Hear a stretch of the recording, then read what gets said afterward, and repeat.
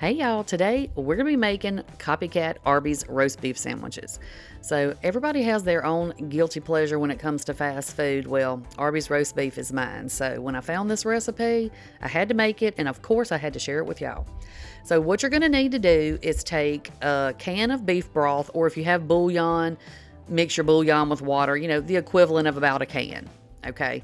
Because we really just need enough that we're going to heat our roast beef up in. Now, if you're making this in huge batches, you're going to want to use more beef broth. And you're going to need some roast beef. Now, the roast beef I used, came from Sam's because I was already in Sam's and I was not going to make an extra trip, but it was already seasoned. So make sure that you like the flavor of the roast beef. If you get roast beef that's already seasoned, just keep in mind that it's going to take on the flavor of whatever it's seasoned with, right? Obviously. So just make sure that you like that. Otherwise, just go to your grocery store and go to the deli section and have them slice you really thin, just some plain roast beef, right? So you're going to put this in one piece at a time. That way you make sure everything gets good and coated. And just add in as much as you're using. I was feeding 3 people. So I had enough for 3 sandwiches. So you're just going to put that in your beef broth, make sure everything is good and coated, and we're going to let that come back to a boil, and then I cut it down on a simmer, put the lid on it, and just let it hang out on the stove. Now, we're going to make the sauces to go with this. Now, I'm kind of a plain gal. Y'all know that. I'm not much into extra spicy things or any of that. So I just chose to make the Arby's sauce and the cheese sauce. Now, you don't have to do any of the sauce if you don't like the sauces. Or if you just like one or the other, but I wanted to make sure that y'all had the options to add, whatever you would be able to get at Arby's, or at least some of it. So for the Arby's sauce, we're going to add a half of a cup of ketchup. Whatever kind of ketchup you have will work fine. Doesn't matter the brand. It doesn't matter if it's low sugar or low salt or whatever. Whatever kind of ketchup is fine. Then you're going to add in 2 tablespoons of packed brown sugar. Essentially what we're making, y'all, in my opinion, is like a barbecue sauce. It tastes like sort of a sweet barbecue sauce to me. Now, I don't know if that's what it is supposed to taste like, but it's delicious. You know what I'm saying? So then we're going to add in a tablespoon of apple cider vinegar. And then we're going to add in 1 tablespoon of Worcestershire sauce, or Worcestershire, or Worcestershire, or whatever you call it. Whatever it is, put a tablespoon of it right in your bowl, honey.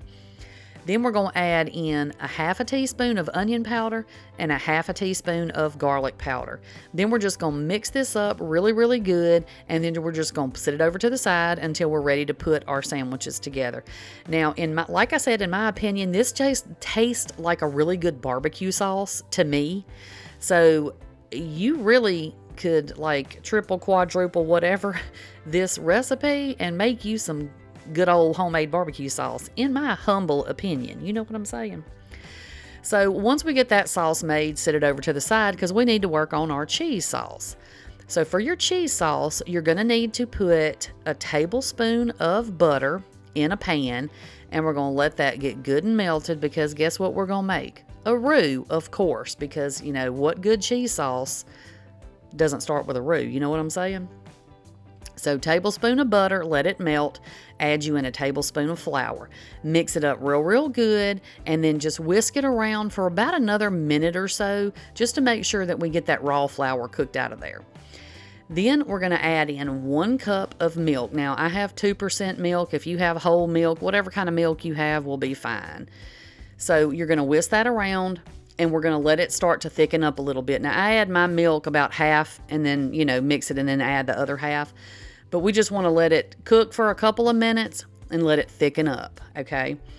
Once it's all nice and thickened up, you're going to turn your fire off, and we're going to add in 6 ounces of shredded cheese. Now, the recipe called for 6 ounces of sharp cheddar. I didn't have any. All I had was mild.